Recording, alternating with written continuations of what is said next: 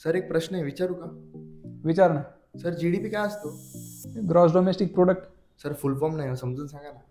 म्हणजे आपल्या देशात जेवढ्या वस्तू व सेवा तयार होतात, म्हणजे बॉल पेन बनवला किंवा पिझ्झा बनवला किंवा पिझ्झाची डिलिव्हरी दिली किंवा कुठलीही सर्व्हिस दिली, कुठलीही वस्तू बनवली, तर त्या वस्तू तयार झाल्यामुळे जे उत्पादन तयार होतं याची एकत्रित बेरीज केली की त्याला जीडीपी म्हणतात. मग एनडीपी काय असतो? नेट डोमेस्टिक प्रोडक्ट म्हणजे आता वस्तू बनवण्यासाठी तू जी साधन सामग्री किंवा मशिनरी वापरतोय त्याचा घसारा पण होतो. साहजिकच आहे, 2-4 वर्षानंतर त्याची व्हॅल्यू कमी कमी होत जाते. याला डिप्रिसिएशन म्हणतात आणि हे डिप्रिसिएशन जर जीडीपी मधून वजा केलं तर त्याला एनडीपी म्हणजे नेट डोमेस्टिक प्रोडक्ट म्हणतात. जीएनपी?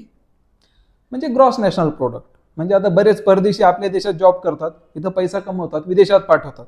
तसेच आपले भारतीय सुद्धा परदेशात जॉब करतात, तिथे पैसा कमवतात आणि तो भारतात पाठवतात. हे जे उत्पादन आहे म्हणजे तिकडनं आलेलं उत्पादन वजा इकडनं गेलेला पैसा बाहेर, हे जर आपण त्याच्यात ऍड केलं जीडीपी मध्ये तर आपल्याला ग्रॉस नॅशनल प्रोडक्ट भेटतो. सर मग एएनपी काय असतो? एनएनपी म्हणजे नेट नॅशनल प्रोडक्ट.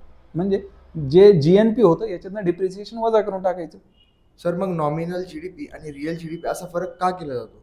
हां, नॉमिनल जीडीपी म्हणजे आज जी पण वस्तू तुम्ही सेवा किंवा वस्तू तयार केली त्याची आजचे दर काय आहेत त्याच्यानुसार हिशोब केला जातो. सगळे लोक याचाच हिशोब करतात की आज हा पेन समजा 20 रुपयाला भेटतो, तर 20 रुपयाप्रमाणे 10 पेन प्रोड्यूस केले तर 200 रुपयाचं उत्पादन झालं देशाचं. पण हाच पेन मागच्या वर्षी समज 10 रुपयाला भेटत होता तर मागच्या वर्षी याला 100 रुपयाचं उत्पादन मानत होते. पण मग आता हे का झालं? महागाईमुळे भाव वाढले. पण मग उत्पादन तर तेवढंच राहिलं ना. मागच्या वर्षी 10च पेन उत्पादित झाले, या वर्षी पण 10च पेनाचं उत्पन्न झालं.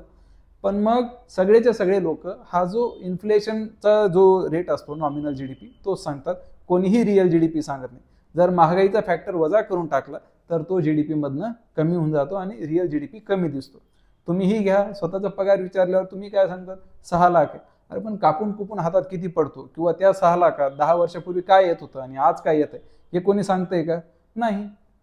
म्हणजे याचा अर्थ आपल्याला जो सांगितला जीडीपी हा नॉमिनल आहे का रिअल आहे सर? नॉमिनल आहे. आपल्याला भारत सरकार सोडा जगातले सर्व सरकार जोही जीडीपी सांगतात तो नॉमिनल असतो आणि बऱ्याच वेळेस जीडीपीचा आकडा फक्त महागाईमुळे मोठा दिसतो. उत्पादन कदाचित तेवढंच राहिलं तरी महागाई वाढल्यामुळे जीडीपीचा आकडा मोठा दिसू शकतो. याचा अर्थ उत्पादन वाढलंच असं होत नाही. आपल्यालाही नॉमिनल जीडीपी सांगितलं जातं. Thank you sir. थँक्यू.